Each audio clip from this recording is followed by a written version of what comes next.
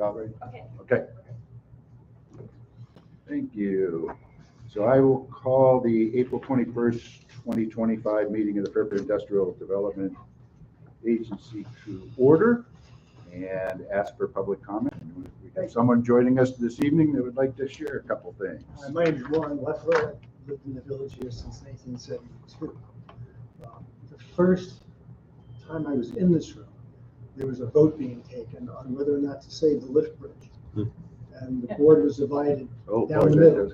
Wow. And Vince Kennelly cast the deciding vote to save the bridge, which is now a centerpiece of Fairport. Wow. And so it reminds me, the single vote matters. Right, right. What we say really does matter. Tell you a little bit about myself. Like I said, I've lived here since 1972. I graduated from Fredonia with a degree in biology, taught 35 years in the Rochester City School District, biology and environmental science, and taught education at St. John Fisher at the University of Rochester, taught bioethics. Since 1972, I've been walking this village when there was nothing beyond the village.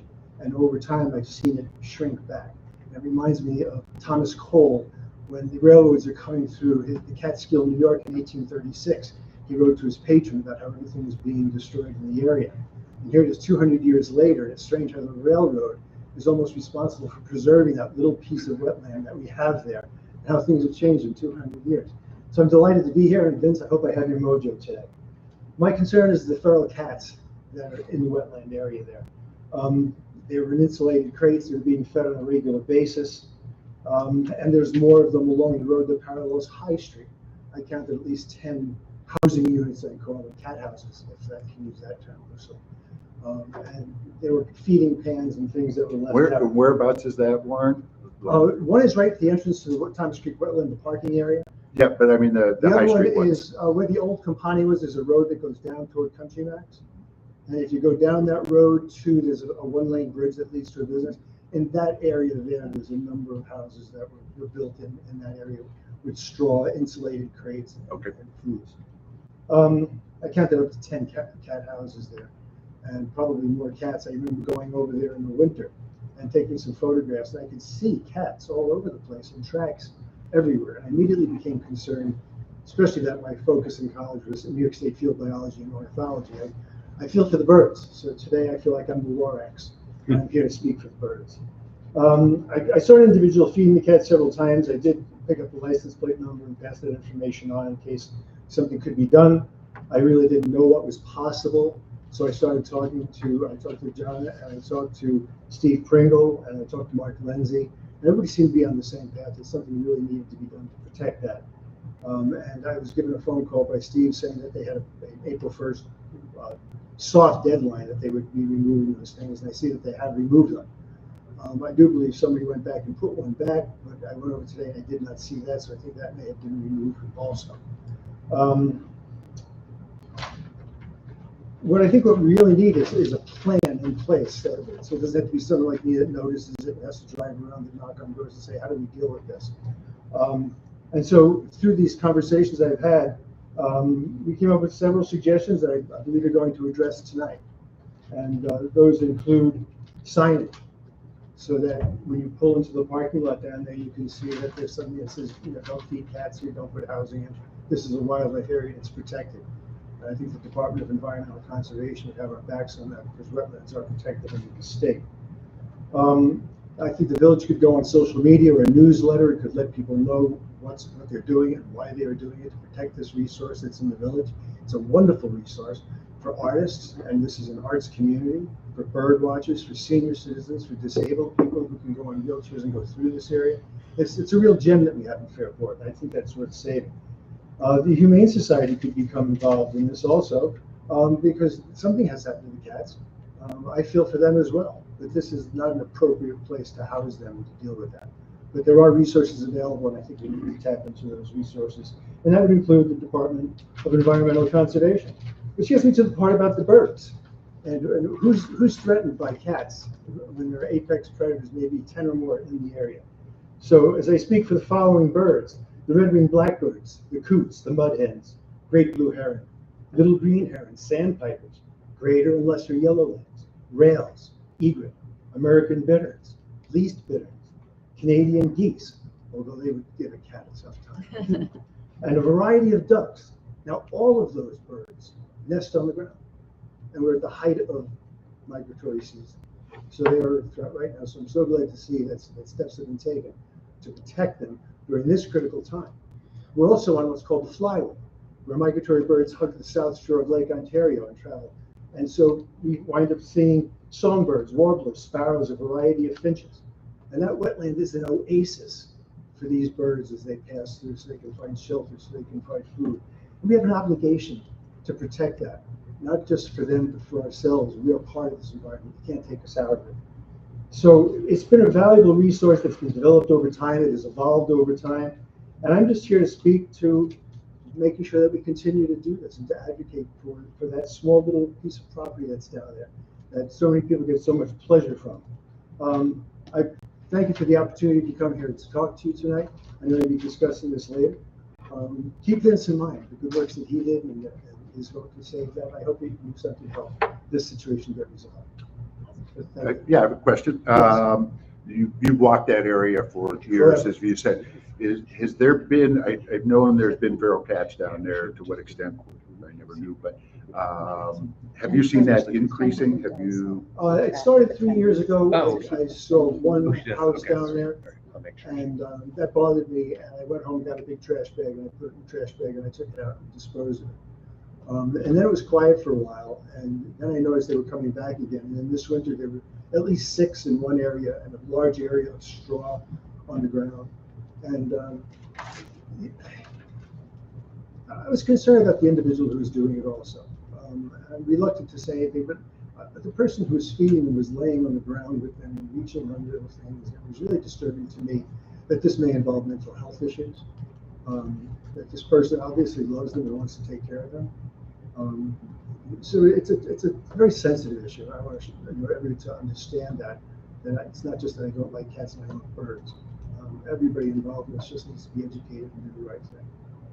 And the increase was like over the last 3 years where it became more common. I hadn't seen them along that road by Campani, the old Campani restaurant. Yeah, until I've been back there many times and never saw until this spring. It was the first time I was off on my bike, and I go to the places where there's nothing. And so I ride down the back roads there and noticed that, wow, there's a lot of activity down here. When I stopped my bike one time, they came out of the houses thinking I was going to feed them. So they're very used to people. So I wish you luck, and I hope that you can do something with this. And thank you for your time today. If you have any other questions? Anybody have? Yeah, I have a few questions. This really hits home for me. I live up on Monroe Street off the Summit, and the feral cats become a nuisance to myself and neighbors. And I have called Steve Pringle to my house at least 3 times in the past 5 years.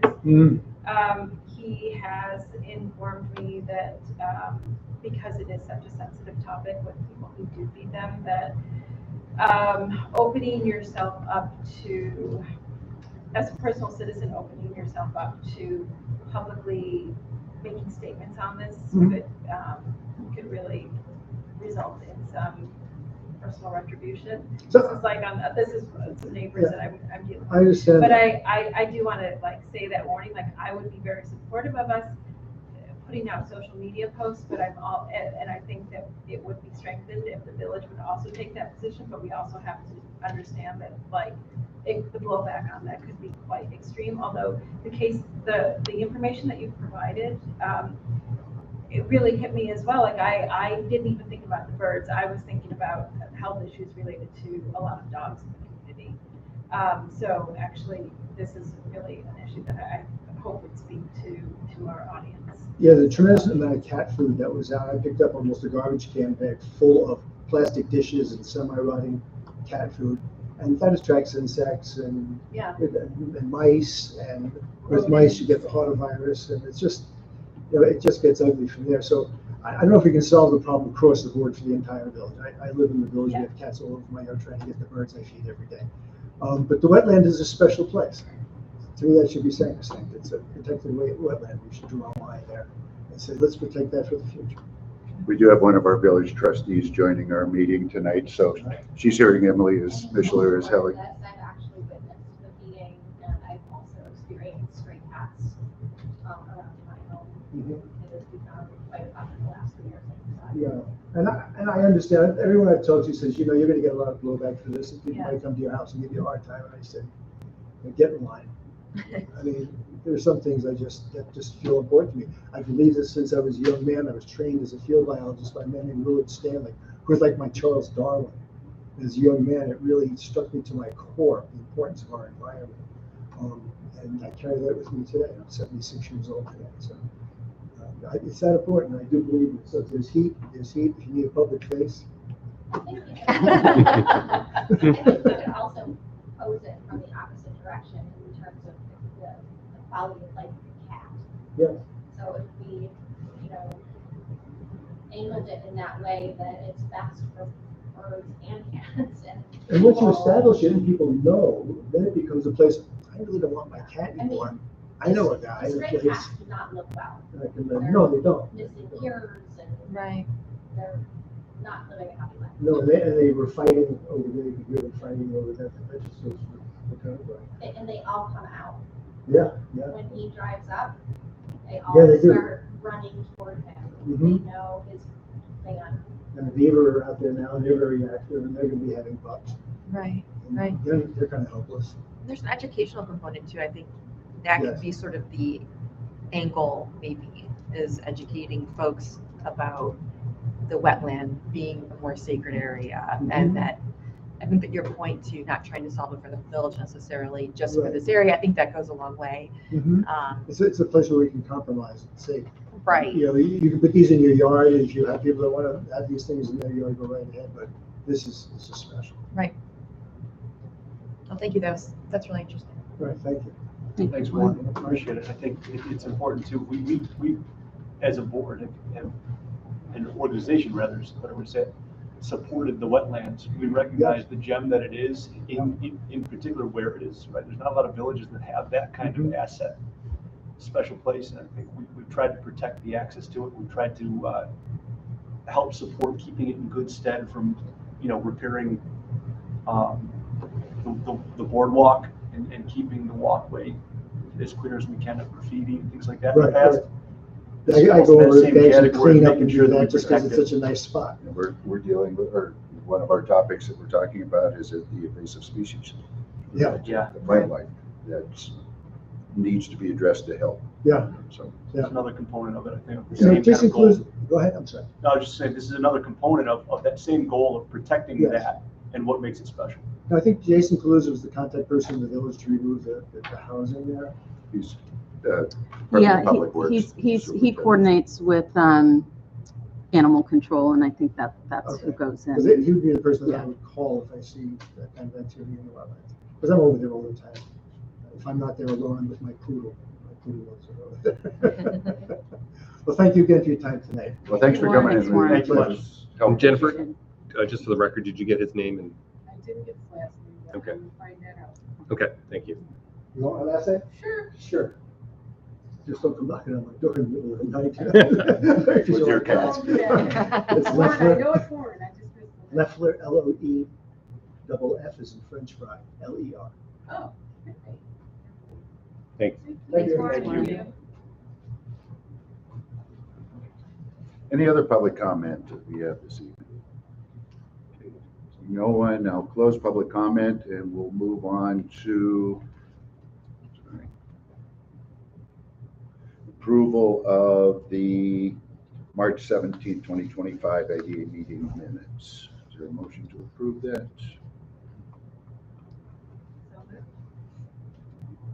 I'll second.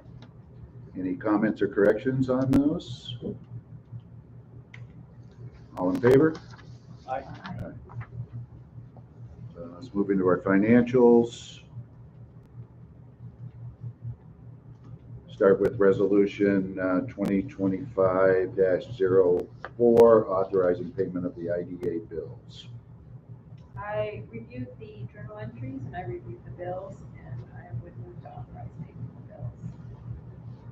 Second. Any questions or discussion on any of those? All in favor? Aye.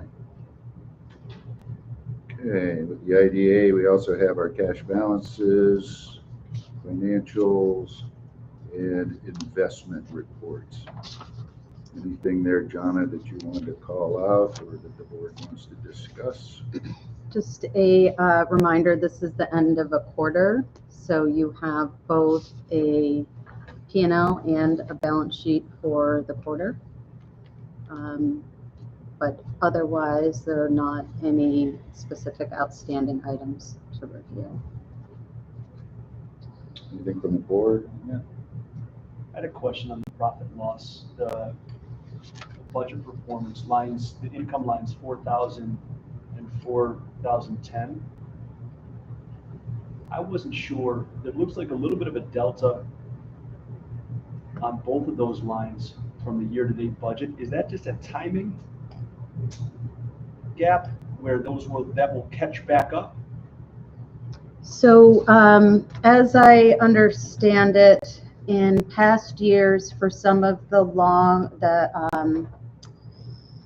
perpetual pilot agreements like at CASA and at Packets, those payments had been billed on a quarterly basis or paid on a quarterly basis. And then there were changes that affected the payment schedule. And now, in particular with Packets, those are paid on the tax due date. Okay. So where you might have seen more steady income in smaller increments over the years, those now come in.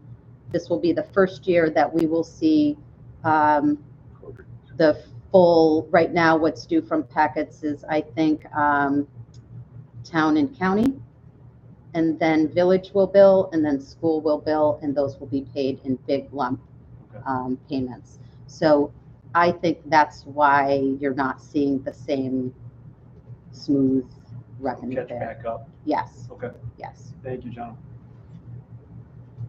Any other questions? Okay. Anything else in financials? Any thought on how the bond market is going and our limit, we have limitation on investments in bonds? Is it worth getting somebody from Tompkins in to discuss with us maybe next board meeting? I think that's a great idea. Okay. Good idea.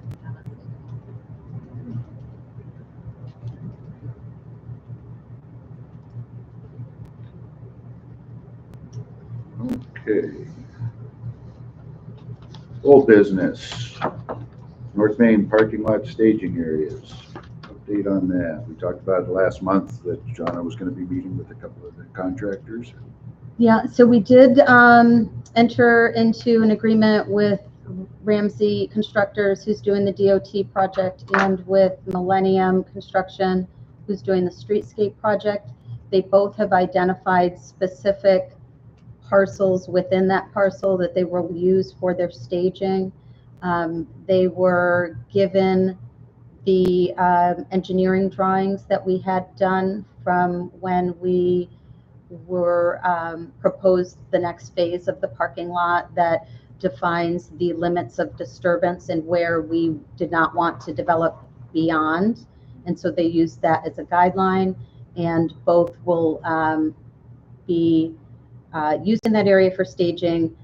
Some of that has already begun. Obviously, you've seen the project has already started, but they worked together to find two separate areas of the parcel where they could both give us some work and trade to clear, grade, and fill areas where we'll end up with a little extra rough parking for now and a little less work to do in the future should we move forward with that next phase. And I saw that they had done a bunch of clearing up there, and there's big piles of stone. I was hoping that was our stone, but I'm thinking probably not. I don't know. They But were it like would they be were nice they to be were stoned. they were yeah, they were spreading some out this Okay, afternoon good. when I drove through. So Good. it might be ours. Yes. Can we get them to remove cat houses? With our permission, While we're the DPW and animal control will relieve cat houses anytime we ask them to do that.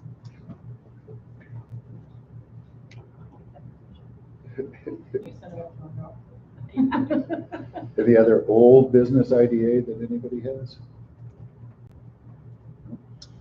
Did we want to talk about just a Yes. reminder for the strategic planning meeting coming up We all have a on hold May on our 7th? calendars for the 7th. Does that still work? Funny you should mention. Of May? I've had my CEO put a meeting in Boston out for that night that I have to lead.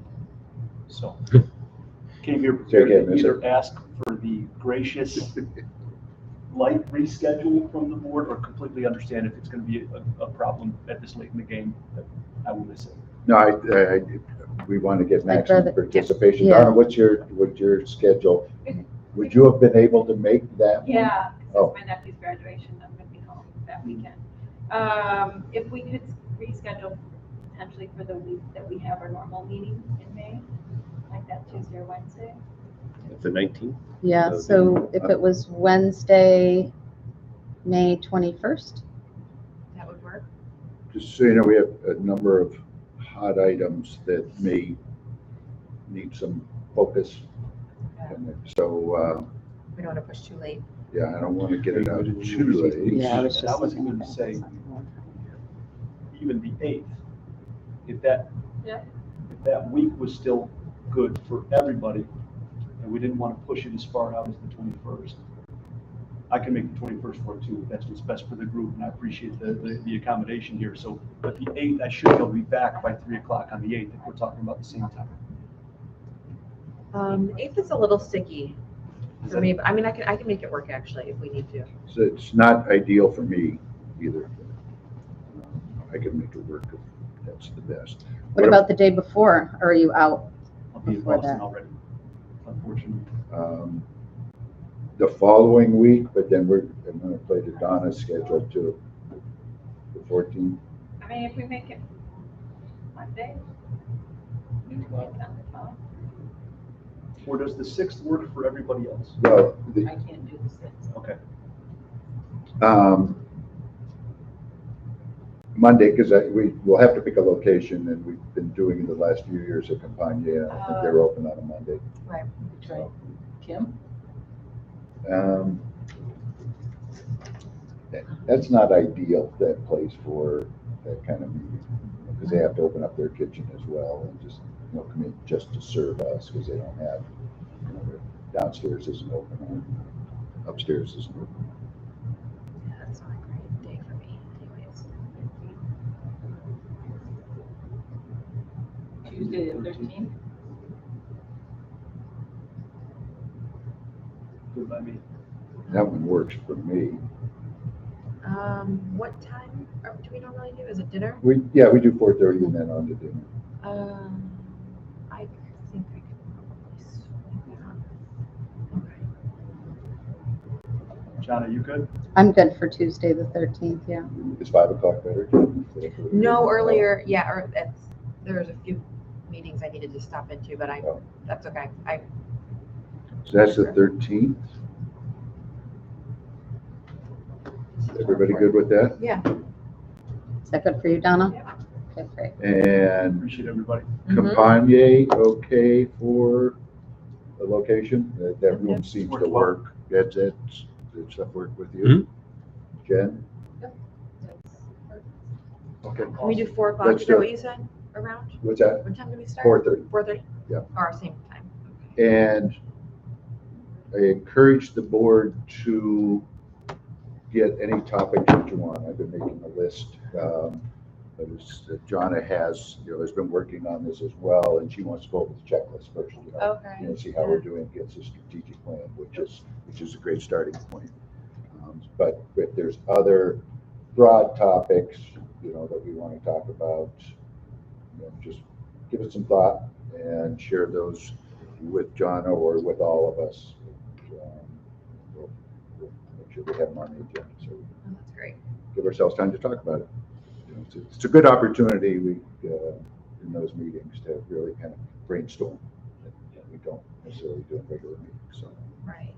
I appreciate you guys accommodating. I didn't want to miss it. So no, that's fine. Appreciate it. Okay. All right. Any other old business? New business, wildlife management at Thomas Creek Wetlands. Yeah, so we all just heard from Warren, and he gave us a good perspective on the impact of the feral cats in the wetlands. And he talked a lot about the birds and a little about the beavers, but even beyond, there are many species. We all have seen our Thomas Creek brochure about all the species that live there, the frogs and the reptiles. And part of the reason these wetlands are protected is because it's considered a fertile breeding ground for these animals. So as Warren mentioned, we did speak with the DEC, and they will absolutely help with enforcement. What they are asking from us is to post signs there. There's nothing posted there, so they feel that it needs to be posted so they can enforce what is posted. They gave guidance that the signs could be very general. You may not leave any personal property of any kind here in the wetlands, or they can be very specific. Don't leave cat houses. I don't know if that's the right word for them, but Yeah, they could give us guidance on that. if that's yeah, so they wording, could be but very I would think specific. more specific than general.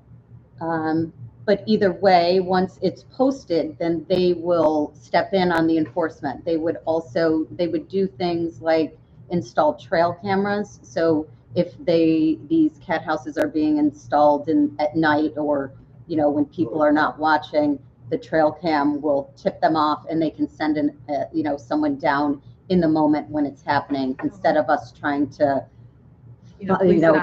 track down license plates and say we think it's this person, it's that person.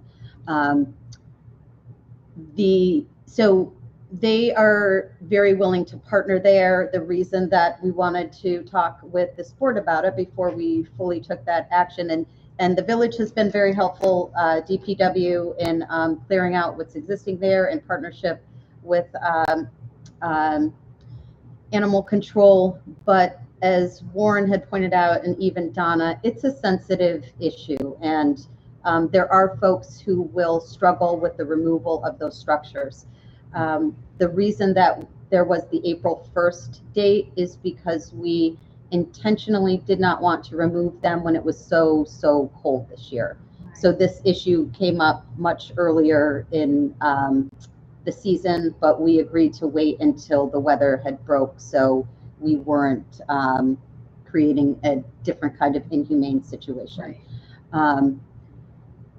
Right. So post the signs, the DEC will help with the enforcement. We can also lean on the village DPW. They also will help with the enforcement. And then from how do we manage the messaging? I think it's like a combination of what you said, Jennifer. Education. I don't think we should go out on social media and say, we took all the cat houses out, don't let the cats live there. What we should say is Thomas Creek is a protected wetland for this reason, right. And this is all the great wildlife that's there, and here's the threat that is posed to that, right. by any kind of invasive species. Yeah. And maybe that's all we have to say, so people understand the reason why it is important to maintain that. But so I wanted to make sure that everyone here is in agreement that we do post those signs and give DEC permission to help enforce before we go forward. My biggest question was enforcement. I mean, it's one thing going, DPW going down to taking down a cat house, or concerned citizens picking up some old food and dishes, but enforcement, if we're serious about it, how do you do it? DEC is trained in that stuff. And that's right. What they do. They're law enforcement. Because we could not ask Fairport PD to enforce something. So, I love it. That's great. With regard to the signage, are we putting up one sign at the entrance? Are you putting up lots of little signs here, there, and everywhere? I mean, like, what is it going to look like, I guess? Because we do want that to look natural, even though we want people to stop, bringing cat dishes and those things. I think you put the sign up where the problem is and where the feeding takes place. And Martha and I were down there during the construction one time, and somebody came down to feed the cats, and we had an exchange with them, and it wasn't pretty. And but like, so right there at the entrance where the first boardwalk goes out, that's a good location, you know, and maybe put one at the trailhead on the east end as well. So yeah, you don't want to go crazy with your signage, But like, clearly. because they're this driving person's down on a there with the mission, vehicle. And is this sign going to really make a difference? I Well- mean, yes, it does give us the enforcement ability, I get it, but it's really going to change it. I don't know if it will change it for the person who is highly passionate about this, but it might deter the average person. You know, Who's taking their kids down most to feed the people cats. most people want to comply. Right. So if you have a sign that says, please don't do this, the average person is going to comply with that. So I think it could reduce some of the activity of maybe the feeding, but also give us more resource to help control the more steadfast supporters. Yeah, focusing on what we're protecting and the education piece. And I think, Kevin, it was interesting. You said more specific. I was thinking, I mean, DEC will probably have the best guidance on what we should label. Yeah, and I'm not saying don't feed cats. No, I hear you, but Yeah, so like the idea of speaking to the harm, anything potentially harmful to that area, right? Right. I don't know. I'd be interested to hear what they recommend in regards to, in this circumstance, in that location, what might be the best thing to put up there to give power to protect broadly. Right. And a little bit of specificity is awful in the sense where just to educate the parents who bring their kids to feed the kid, you know, because if you're standing, oh, the cat houses are gone, these people are so mean, I can't believe it, you know, if you're kind of, who cares a little bit, but I think to the average person may not understand it. If they're not on social media, something can't hurt. We're probably not the only community with feral cats. Right. Totally. Is there any benchmarking that we can do with other communities that have had success in deterring this behavior? I'm just wondering, I mean, I don't know, is NICOM someplace where we could give them a call and see, does anyone else have these, or any language in code or something like that that we could, that would help us? There's also trap and release organizations. Right. I've had 2 people approach me on my street with names. I'd have to dig them out. Names of organizations that, what do they call it? Trap spade. Yes, Yeah. And that eventually helps cut down on the population overall. And I wonder also if, like, not like just don't feed them, but here's a resource that you can make you feel better about. You know, Just something to ease moving the population. Yeah. But Warren also mentioned getting Lollipop involved because they would be the destination. Yeah. To say end user. And so they may have thoughts on this too, Leslie, about, you know, benchmarking what other What's places the right have done. languages? So that's probably somebody we're Okay. talking with as well. That Right. This is something we're going to be doing. And Ideas, thoughts, cautions. Yeah. You know. yeah, Let's be judicious in our Facebook posts that we push out, or whatever posts we do share. Agreed. And if we're gonna, and, you know, I don't know if this is necessarily, the cat problem is the key part of our Thomas promotion, but, you know what I mean? But, you know, it's like, you know. I almost think that should follow. Let signs go up, let there is a pushback or something like that, before we just jump in and throw out, you know, to right. go with the signs. Yeah. I mean, a post that, you know, Warren is willing to help, right, is a post that kind of focuses on the migratory season and what's happening right now, like come to Thomas Creek to see these birds or these nests and da-da-da. Beavers are. And by the way, in order to maintain this, please, like, we have to refrain. Seaboards, you see like fishing sites, all the species there. Yeah, yeah. Oh, yeah. Bad ones. Like an information. Yeah, that's natural, sorry, they never. You're allowed to. Yeah. That's a good idea. You know, they're pretty natural looking, they're not some steel whole, sign. it's an information board. I would be that. Right, Weirdo, but I like it. I want to know what's in the lake I'm going to. right. To me, like, information.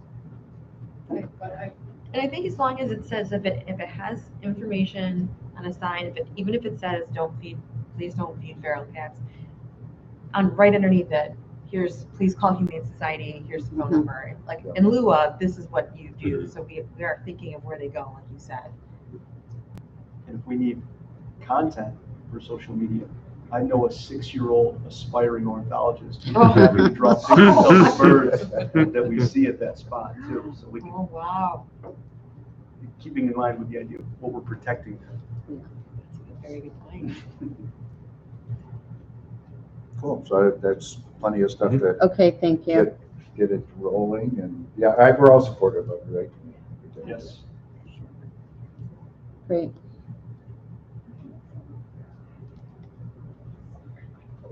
All right. Sure, I'm gonna head. Okay, thank you. See you later. We'll see you at the planning meeting. All right. See ya. Bye, Ed. Anything else for new business for IDA? Okay, move on to the executive director report. A lot of stuff going on. It's Yeah. quick time. So a few quick things that I've been working on. One is an available space inventory. So probably, often people will call our office and say, I'm going to open a craft store. I want to start a marble business. I want to do whatever. What space is available? And so I've been working to connect with the local property owners to create an inventory of those spaces, to have those ready and available for when we get those inquiries.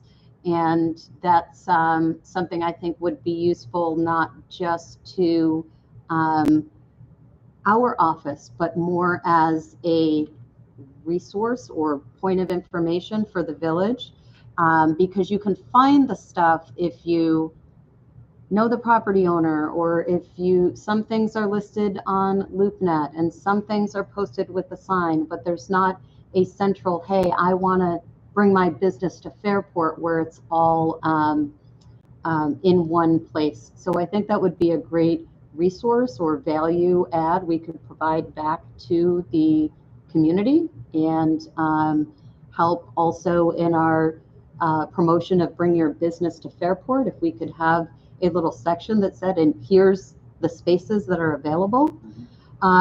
So step one is to get the inventory, and I'm working on that. And then once we have a good way to have that all together, my plan would be to introduce a page on the website that has those available listings. Who do you contact, and promote that, and as a resource to come into Fairport. Here are the spaces that are available. So a new project, but just And wanted have to put property that on there. owners come to us, make it. Yes, like, hey, I've got my list. Give us a heads up. What do you have coming up? Yes. Well, in September, I know that they're not renewing the lease, and so I'm going to have 3,000 square feet.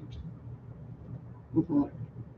So that leads into my next topic, and it's Main Street property activity. So what at least I have seen happening is, because this community is so popular from a development and opportunity perspective, a lot of stuff happens like a pocket listing or behind the scenes, and you don't even know that the property was available or was going to be for sale before you're learning about the new owner. And so a lot of those things are happening along Main Street. For example, there is a listing at 84 South Main Street. It's where the Crystal Picks company is. Dr. Kraft's Really, house. really nice historic building. They've got also some space in the back. That owner is selling, and that's an available space that could be suitable for any kind of professional business. But I learned about that from the person who had already put an offer in on that property before it was even listed. So they knew the owner, they had put in an offer, they called our office to inquire, and then the property was listed, a week or so later. So those are opportunities where we have this really, unique and special Main Street property, and we want to make sure that we can connect with whoever the new owner might be. And if that person their offer doesn't go through, make sure that listing agent knows that OCED is here and what our programs are, and encourage any buyer to be reaching back out to our office. So then we can say things like, yeah, these are our programs, but also, have you contacted the village and the planning department and talked about what you're planning to do? Have you reached out to the Merchants Association and the design team, because here are all the resources that are available to you. So there are a few active things happening on Main Street, and I just wanted to make you all aware of them. So there is 84 North Main. That's an opportunity. There isn't anything, that offer hasn't been accepted yet, so nothing is under contract, but they expect to be moving on some kind of offer by the end of this month. So that's going to go pretty quick. That property is listed at 1.2 million.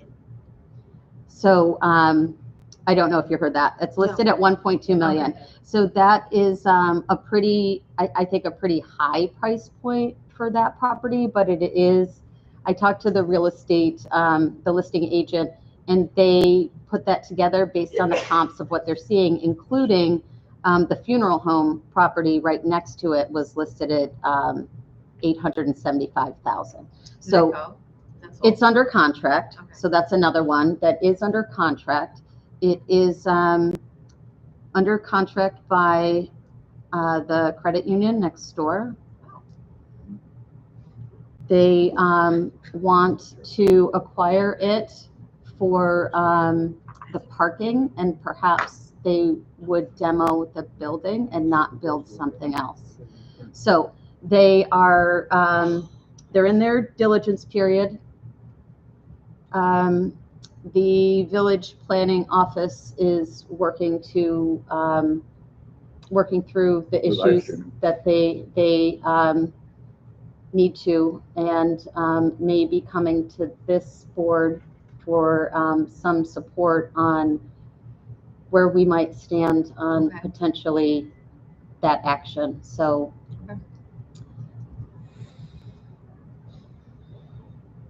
this is information for you to be thinking about, and how we can either support or help guide these new owners or potential owners, whether it's that property or this one, to make sure we maintain the character that we would like to for Main Street. And a tear down like that would certainly be like a missing tooth, right, like in the front of our smile there. Right, so without building something new. There. Not building something new, I think, would be concerning. And then the other activity that's happening and could really be a big transformative project is at 50 North Main. So that's where the strings instrument building is. Mm-hmm. That is also under contract. And again, another scenario where it went under contract without any active listing, or at least that I saw. And I did speak with the agent for the developer. So a new-ish developer has it under contract. They're going to remain confidential at this point. But they're represented by Endeavor. Okay. And they're very open to what they might do with the property. They are intending to acquire that front building where the string building is, and the attached building where the storage units are. Oh, okay. They're very open to what could be there. I think it would be important for us to connect with them, which I have, and they're very interested in connecting with our office and working with us through this process. But openness sometimes can lead to anything. So if we want to help guide where getting them to the highest and best use for that acquisition, now is going to be the time for that. So they are under contract. They're in their diligence period. They have that property listed for lease, and they are entertaining all kinds of ideas. Mhm. And so our ideas should be at the forefront of that. Yes. I think that's wonderful. I mean, So that'll be a key topic for Yeah. our discussion at our Yeah. strategic Planning. planning meeting. great. Yeah, there's some thoughts there, so. Is it something where touching base to let them know we will have thoughts before that meeting? I don't know what their time frame is, but I know they're probably starting to spend money hashing out ideas. Mhm. And, if you don't know what that, I don't think a lot of times a developer is going to presume that people on a municipality style board will actually come to you with ideas. Mhm. But knowing that like, hey, we may have thoughts, just know that we don't have them yet. Yeah. We have to meet. May not be the worst idea, because it Okay. is nice that they're saying they're open and willing to listen. Definitely. One of the things for that street, they are redoing as part of the capital projects for the village, the Railroad Street is going under construction as well. Right. They're gonna redo that street, Mhm. so the street will be more defined, and it will kind of that whole area. And an interesting thought there is, the artworks gallery opened there, Mhm. which kind of in my head, I said, that's a nice anchor for what kind of things could happen on that street, on that new street. So the Mhm. timing is hot. And The that's an timing is hot. interesting little look there. Did you have something, Jennifer? I do, like an artist alley or something, that's really cool, right there. I just like that, yeah. Sorry. That's pretty cool. Is the string store closing for good or just relocating? As I understand, relocating. That place is amazing. I know, it They is. get the equipment from all over the world. Well, they're that they incredible. repair. Super Stradivarius, special- specialist. Yeah. He's a craftsman. Oh, wow. Does it make sense to try to get time with the proposed purchaser and schedule time with them so that they know our intent to have a conversation with them? Just schedule it after our planning meeting. Definitely. something I to- talked to the broker, and he is willing to coordinate that meeting with the developer. He thinks the developer would be really interested in our Awesome. programs Yeah. and how we could partner together. So I think certainly that we I'd could be happy to coordinate that. join you in a meeting. Okay. Mhm. So we should schedule that now for a date Yes. post our planning right. I meeting. think that's a great Okay. idea. Just having it on there. What about the Manzella building? I know I saw a little bit of social The activity. stall building, Yeah. the stall, Stall building now, okay. or the Mezzaluna Mall. Mescalada is gonna open a men's store in there, but that doesn't mean it's gonna take the whole thing. I don't know what's going on, what else is happening there. They, so I think there's one more retail space left there, a small spot. He is planning to do a facade improvement of just the like wooden facade and flat roof part. But Anything's a start. yeah, so he doesn't have any development intentions beyond kind of its existing use. But his big project he would like to do is a facade improvement. And I also encouraged him to reach out to the design committee. But I do think that's a project when he's ready, should he bring it to us, that also is one we would want to potentially partner with or support. It's a big piece of property and it really could improve, Four corners. improve the face of the Yeah, that lift one's bridge important. area. Okay, those are all my updates for, It's pretty good stuff. Was it really quick on the strings? Mhm. You said it's the staff building and the storage units behind it? the whole thing. There's, if you go on LoopNet, there's a rendering out there. There is? Okay, Yeah. my next question was exactly that. Is there any graphics of it? Yeah, to there's take a look at? rendering, and like all renderings, it says cafe, but they don't care if it's a cafe and like Right. a Pilates studio, but that's just for example, but And the storage facilities are convertible, into Mhm. small, the small FIDA shops kind of thing, you know. Interesting. Mhm. Okay, Yeah. that's really interesting.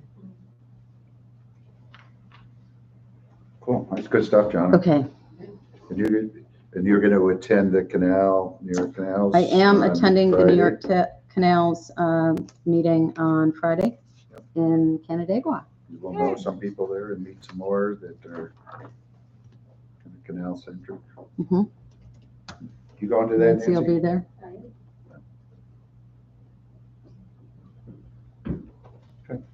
Anything else? IDA? Anyone? Okay, motion to adjourn? So move. 1 second. All in favor? Aye. Thank you. We go on LDC? Yes.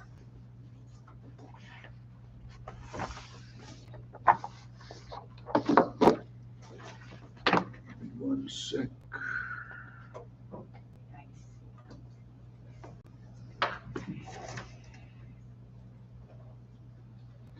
Okay, I'll call the April 21st, 2025 meeting of the Fairport Local Development Corporation to order. Ask if there's any public comment. Hearing no one, seeing no one, I'll close public comment and move to approval of the March 17th meeting minutes. So move. Second? Comments or corrections? All in favor? Aye. All right, let's go into the financials. Start with resolution 2025-04, authorizing payment of the LDC bills. I reviewed the journal entries and the bills, and I moved to authorize payment. I will second. I just want a little clarification on that JFS. Kutry, There's a line item there. curtsy. That is Curtsy, correct. the second drawdown for Josephine Jane, and we Kitchen- pay kitchen directly equipment, to kitchen their equipment. contractor. Okay, Oh, because we pay them directly. Yes. Their people, yep. thank you for that. Maybe a second motion. Any other discussion or questions? All in favor? Aye. Aye. Loan status report, we're just looking at the summary and it appears all are current. Or current, yes. Facade grants. You just mentioned the possibility of the stall property. There's a few people out there that have work to complete and then payments to be made. Any update on any of those outstanding ones, Donna? I don't, we did reach out. We haven't had any confirmation that the ones that are outstanding have passed their date would be using the funds. So maybe those are going to be reallocated. But I offered them a 60-day grace period to make that decision. But now, like, CASA has done the work, didn't they? Or I don't believe so. CASA and Innovative Construction is also CASA. If they've oh, that's the done- one I was thinking of, Innovative. Yeah. That was the one with the new door, the accessible doorways at the Junction 361, and we questioned whether it was truly accessible, Right. leading to a Just going stairwell. to stairwell. Oh, right, because you can't get in Right. once you get the. Yeah. Oh, I mean, But it did qualify, so that has not been done. And Turning Point? Turning Point, so I met with Joel late last week. They haven't started the work, but it will be done Okay. by the time that it's done. And I don't know if you recall, but at the time that you approved the grant, there was a conditional approval of additional funds if he got a quote for certain work to do his awnings. And he brought that information Okay. and does have that quote. So he'll be submitting for the full grant reimbursement that was noted at that initial grant award. And so again, that will be one of the things that we need to nail down is our commitment to this program or revision of this program, whatever, at our planning meeting.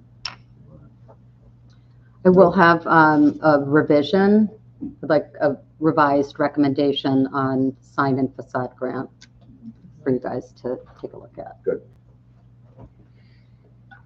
All right. Old business. Canal Conference. Fun stuff. Okay, we're talking about our swag now. And now, is this the Pass it one down. for the, is this for the conference itself or for our No, visitors? This is for our visitors. Okay, so here's my presentation for you. As it relates to swag, in my experience, whether it's employee giveaways or customer things or trade shows, people really keep the things that are useful or they're good, right? Like something branded like the Yeti. Nobody throws the Yeti away, but Yetis are expensive. Did you get your other swag? I'm working on that. For like the giveaways thing, people like this. So I have this lip balm and hand sanitizer, but we talked about for this event, we want to have something a little more wow. So you have here two options. The first one is the Canal Day little giveaway kit. So this is a tote. It would be branded. I'm going to pass it around, but it's a nice high quality tote. It's got some good pockets on the outside. It's got a Velcro holder, a little ring here, but inside the tote is a picnic blanket, also would be branded. Now remember, they're coming on the canal and there's 100 of them. They're going to spend the whole day on this boat. They might need this little bag to carry their stuff.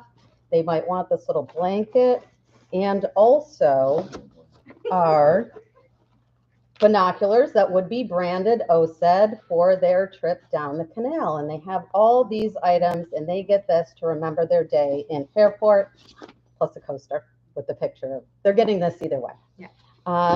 So that's option one. If we want them to have this little, go along down the canal kit. There you go. And the total for those items is right here, this $34.16.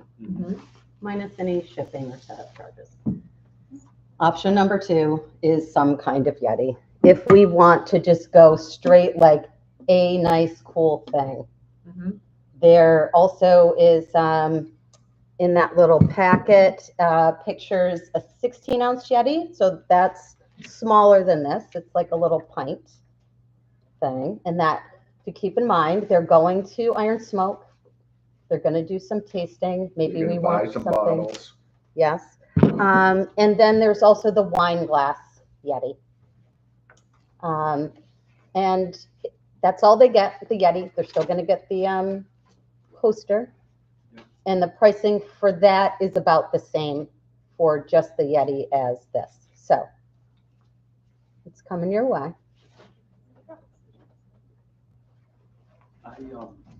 One thought. I vote for the tote bag, but we should add a little expense of tags so that they can be labeled. So it'd be maybe an OCED branded tag. Like a bag tag? That we would attach to that loop. Like a Because luggage there's gonna tag? be Like a luggage 120 tag? of them, Yeah. and they all look alike. Kind So of I've been to enough right. conferences where, like, especially if they're going back on, are they Uh-huh. going back onto a boat after this? Are they all gonna be Are they together? busing back? They're busing Okay. back. Put together, So something where they could be labeled where it's, this is Alice Smith's, this is Tom Smith's. Now, are you suggesting like pre-labeled from the No, the Just, they could just. registry? With something that, where They can there's a put- tag that they could write their name on. And then when they sit down at Iron Smoke with their tote, they know which is theirs. Yeah. But they would write it down, or we could put an OCED pen in the pouch. Right. Just something so we would be able to tell 120 of them apart. But I like that idea of a bunch of usable things. I like the tote too, and that's different, everybody gives out just a tote bag and we all have a million of them. That one, I think you nailed it, there's something that people will They're gonna put their use. wine bottles and their booze They're gonna bottles on the use- Well, side yeah, of you it can when they carry, go. you've got enough pockets in there to put the And whiskey you can bottle carry- in there. Yeah, and you yeah, can- you have the you can whiskey, you carry got your enough water- soft things Carry inside your to water make sure they bottle don't clink. all through the conference. That's right. And I would trade off the binoculars for tags. I think the binoculars are a little much in my mind. Can I just add that what I liked about the binoculars is that birding is such a big thing on the canal. That will give people, so I understand with that too, but I was gonna say, that's a new thing. It's a really hot new thing that is. It's not that new. I've been a birder for. You're a birder now too. I know. It's seriously in police. This So- number. I understand we're Fairport OCED, but if you're marching back to Michigan or wherever you're coming from, are you gonna wanna carry that bag a second day? With that You don't care what it says. We want to say Fairport, New York, or, you know, Right. that, because Oh, are they going to remember that this is the Office of Okay, Community and gotcha. Economic Development, or do we want to put Fairport, New York? Also brand Fairport OCED secondly, but if you're going to put something big on that side, I think it should be Fairport, I agree. Yeah. New York. That makes That's sense. a great And the point. blanket would be branded, Yeah. the binoculars are branded, right, all of that. Yeah, they all would be When they branded. take it back to France. Yeah, Yeah. wherever they're going. I think that's a great idea, Shauna. It's a creative thought process, useful. It's nicer than just having another What did we budget? water bottle or tumbler. I didn't find a specific, I think we had a budget line on that. I think, okay, And we're gonna have stuff to the more tchotchke kind of stuff that's gonna be Yeah. given out at the conference. the chapstick. But this is the real deal for the visitors. Are we gonna get, do we have to order 130 so we all get some? I was just I gonna say put that. I'm like, 120 can we get on one too? there. There's only supposed to be 100 visitors, so I went with 120 to accommodate any staff, board members, Okay. whoever. That's, you know, You never know. Pocket, that's what did it. This pocket for my, Yetis. There you go. Stuff is- Does it hold a Yeti? Does It it? will, and then Oh, we'll here, give me spill your- all over, I love it. Hold a bottle of iron smoke. That's exactly Booch, right. too. It's gonna hire the whole booch. I really like it. That's a good idea. And I like Leslie's point too. Fairport's gotta be. I mean, we're all proud of OCED, but that means nothing outside of, No, you're Right. You know. absolutely right. Yep. and we can brand some of the smaller things inside, and you can put OCED on the, you know, on the handle or something like that, that at least, I don't know. That's great. Yeah, I think that's a good point. Okay, great. Yay. Thanks, Good John. plan. Ah, love it.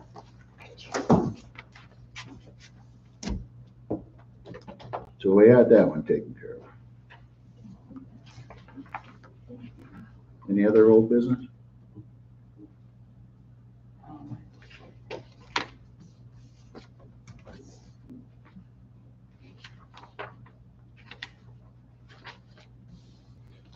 Okay, new business. We have a visitor, Nancy Regas from the Fairport Parenting Partnership. Going to give us an update on what they have going on.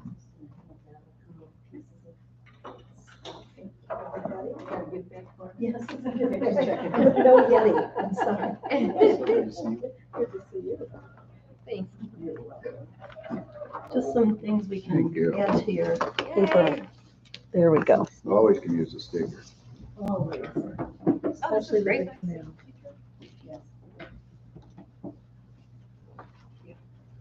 Alright. I don't know if I need to speak into a microphone, but Do we need it for the recording? I don't think so.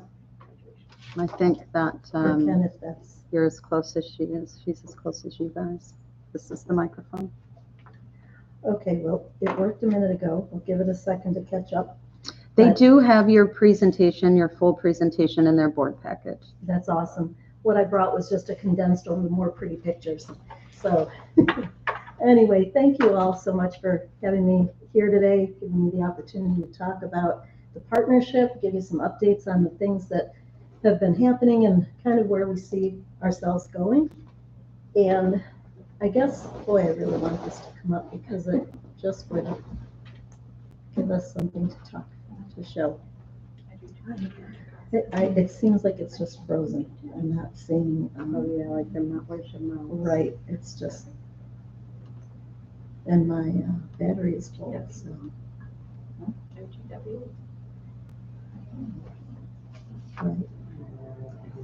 I don't know. All right, well, it's just gonna, it wants me to do it off the cuff and I can do that. So anyways, the partnership for some of you, I think you're all somewhat familiar with the partnership. We are celebrating our 25th anniversary this year.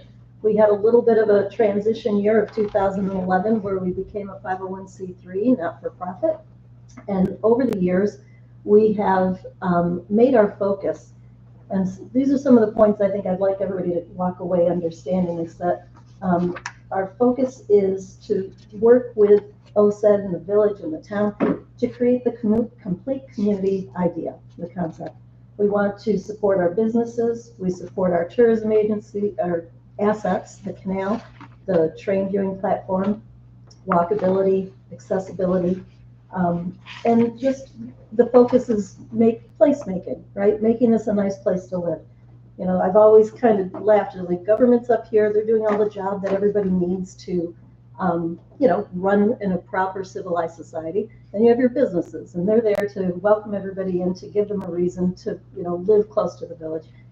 We try to fill the gap, right? We can be that resource to communicate with the community, bring the volunteers in, let the community find where they can fit in to give back, and then promote tourism and, you know, economic development in a supporting role to OCED.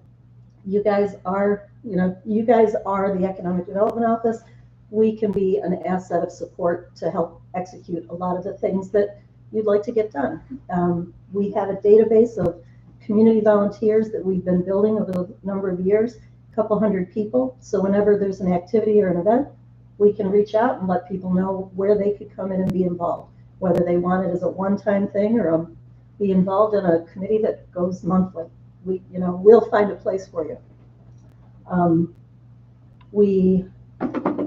So, gosh, I wish this would just work because I could show you some of these things. So you have the PowerPoint. Mm-hmm. We have worked on a four-prong approach. It's the Main Street approach. We did not, no. We have done, oh, why am I just freezing right now? Give me a second. That's okay. Take a moment. While you do that, I just just wanted to highlight, Nancy and I met earlier just to highlight her point about volunteers. And we were talking about one of the things that she's working on is the Adopt a Trail program and getting that more active again in our community here.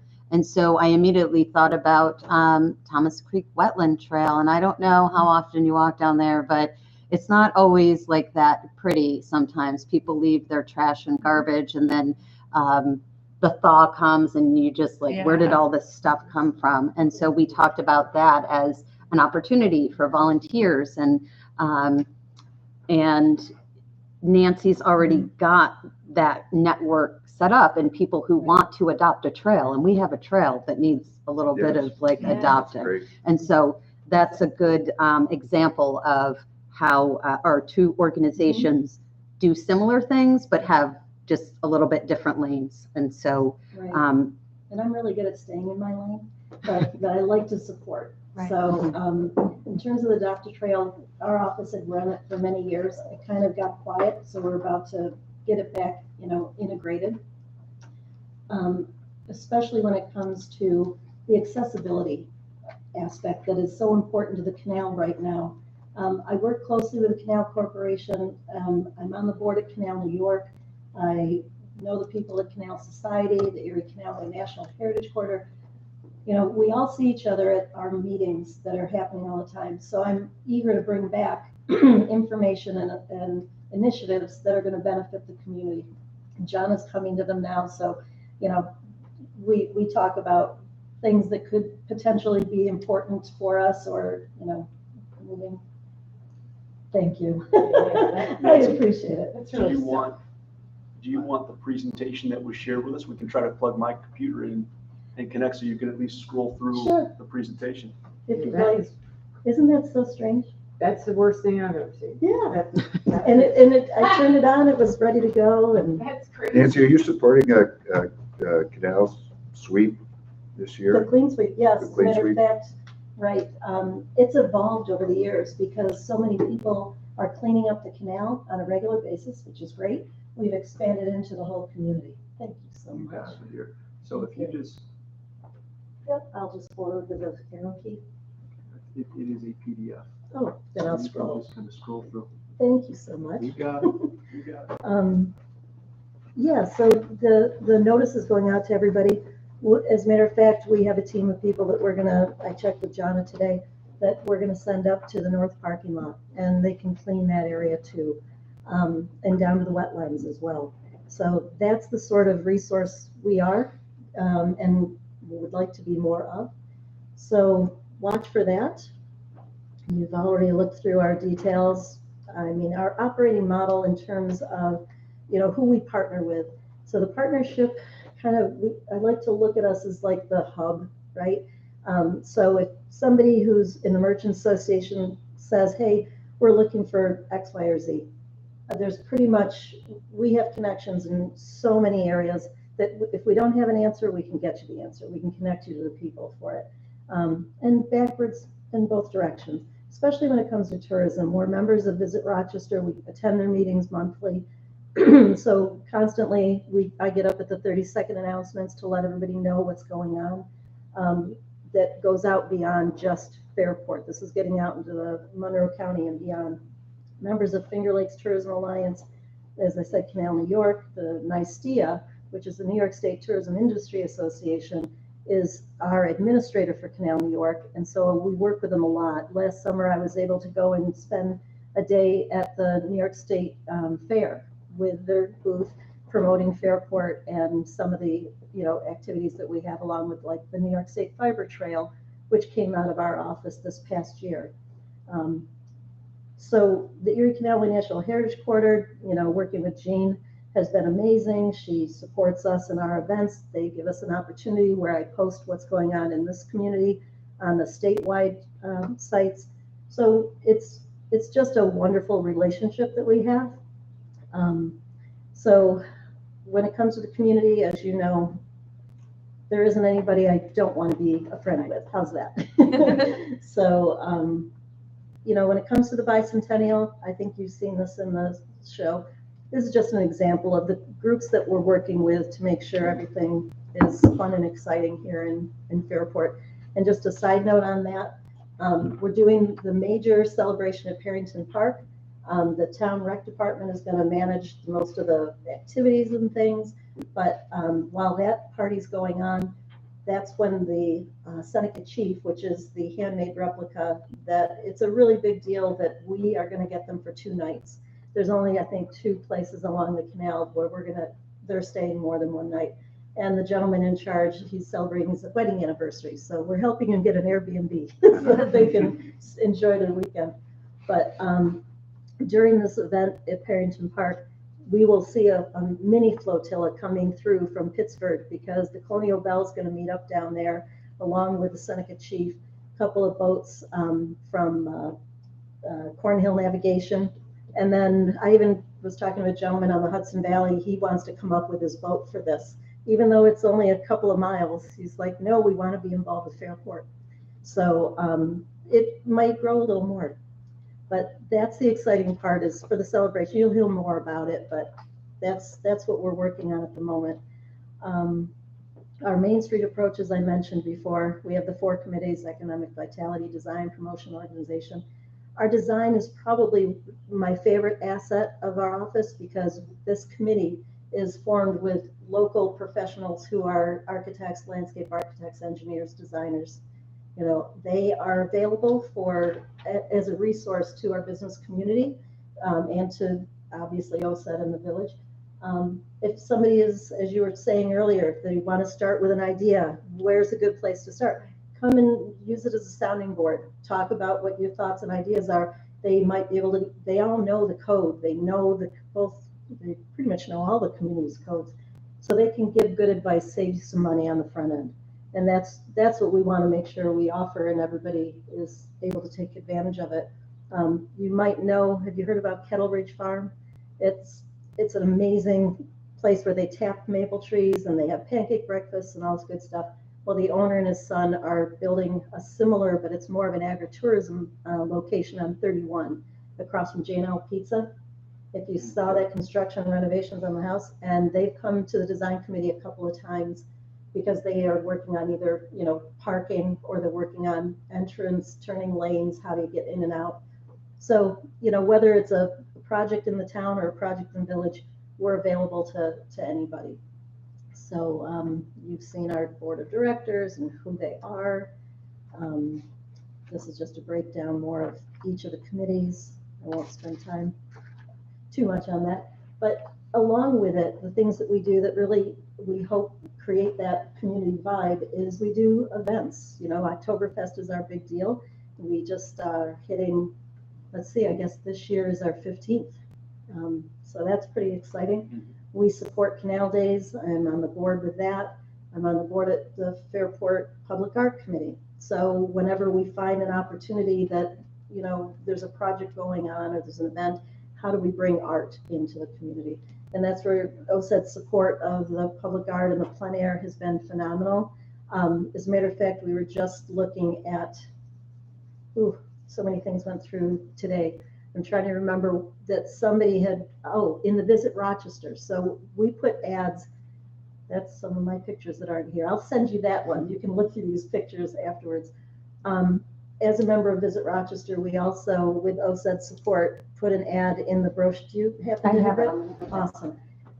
So I was able to send Visit Rochester a really great picture of downtown Fairport at a twilight time. So it gave us a really different image, not just our bridge, it was the community.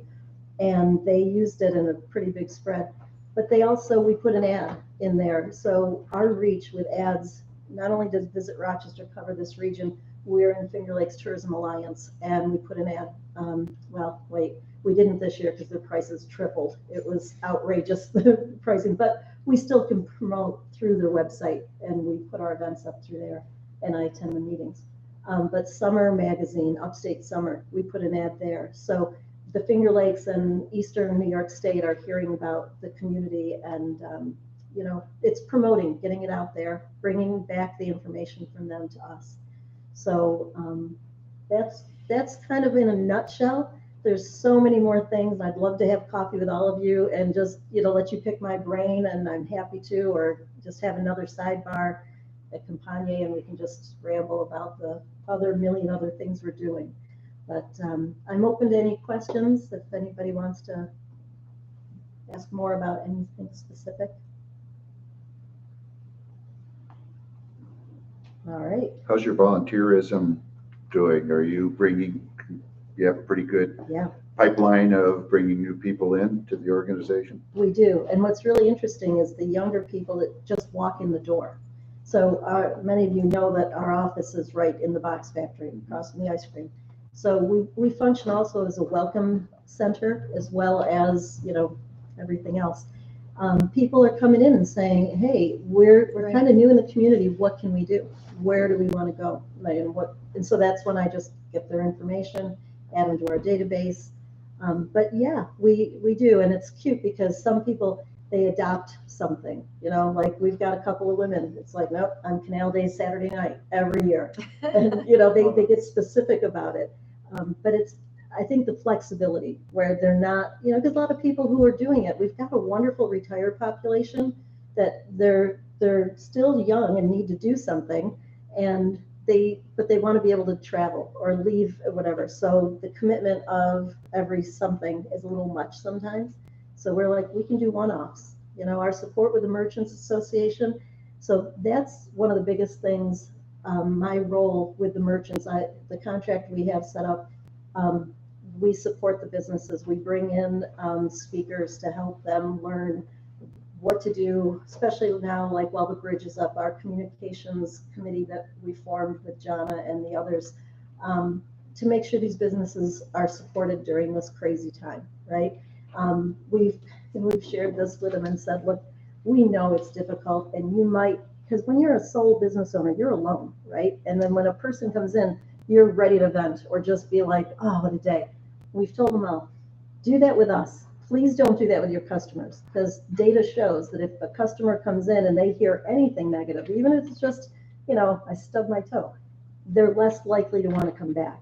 So we tell them, come to our meetings. We can all vent together, or call us up. And they've been really good about it. Even one of our businesses who was a little more on the anxious, negative side. I walked in the other day and she was okay. She's like, this isn't as bad as I thought. I was like, oh, good. You know? So yeah, it's supporting the businesses that support the town or the village and, you know, increase people's happiness here, living and working and playing. And I'm sure you all saw the article that got posted on social media. Oh, wow. So Everywhere. That's great. That's Yeah. pretty great. so, you know, I think the message is out there, and now it's where do we take it? You know, 25 years ago, remember what this place looked like, Kevin? It's so different, and that's where having the Erie Canal National Heritage Quarters setting up this vision to use our tourism assets to build on this community has been so great. So now that we've made it, let's all have a conversation of where do we want to keep it going. Right. So I think that's great. I appreciate you coming in to talk to us because I've had so many times where I feel like I kind of know what the partnership does. I'm like, but what kind of does it do? You know, they're in it and there's signs on it. And I know they do a lot, but I'm not 100% sure. right, And I think it's this level of volunteer organization push that really sets us apart from so many other places. I think the connection between the town and the village is really important. Yeah. So right. Well, it builds community. it really does. And that's what I'm finding when I talk to people in other communities. They're like, what is it you've got in Fairport? Right. And Where's the basically, special sauce? it's a welcome. Yeah. So the merchants started this program and the partnership supports it as well. Whenever somebody new moves into the community, every quarter or so, we get a list of who these people are and then create welcome bags. And it's got the merchants, you know, little tote, not as nice as that tote bag, but it's a little red one. And we put all the brochures that we have for the merchants in there. So that way they're, and then we call our volunteers and have a person hand it to them and welcome them to Fairport. It's not just, oh, we hung it on your door or come on down, you can pick it up. We're trying to kind of play old school with the welcome wagon concept because people respond to it. Then they've met a friendly face. They know that there's a resource in the community and, you know, they're more And one of the things they do that doesn't get a lot of recognition, similar to that, is our boater bags that they put together. So every that's new great. boater that comes in is greeted by a friendly dockmaster. right, Of like this one. And That's true. they are handed a bag that is put together by the partnership that has just what Nancy's describing there, but it also has a little tchotchke in it. You know, there's a keychain float, you know, that the boaters use, and Right. a couple of other things with Fairport centrics and things that they use. And, you know, besides just a brochure from a merchant, the bookstore provides a paper bag. Right. You know, just random paper bags as they're clearing Oh my God, inventory or that's great. whatever. That's And the great. voters love it. And I mean, right. it is just one of the things that people look, well, I didn't get one this year yet, you know, and so, but it's a neat thing. Yeah, Redbird Market has been, the merchants actually purchase this, but they'll either take like hot chocolate or some kind of little packet of something and put it with their card so that they've got a little gift. Yeah. You know, and we encourage the businesses to use response vehicles, whether it's a coupon, so when they come in, they know that was a voter or they know it was a new resident, to help the businesses track where the responses are coming from. So, yeah, we've Yeah. That Junction 361 put in free copies and they Yeah. got a lot of business from that. right, yeah, and we're really excited that we have a new farmers market manager. We met with her the other day and explained to her all the different options that we can provide her, especially at the end of season when a lot of the farmers don't have much to come with and the market gets a little thin. Well, you know, our concept is at the end of the season, let's turn that more into the holiday shopping. So we can get local businesses to come down and take those booth spaces. So instead of having just a few, Right. You know, That's a great idea. right, because we've tried to do those holiday markets at Lithbridge West, but that's a wind tunnel. And then it snows and the cost for the tents, it's Right. prohibitive. So the idea of it's an established Saturday morning, you're probably going to have sunshine at least, you know, it's a little more, I think it'll be a better solution. Oh, that's a great idea. Yeah. Yeah, Anything For else? coming to talk with Oh, us. sorry. thank I you. think I would just say, have a coffee with Nancy.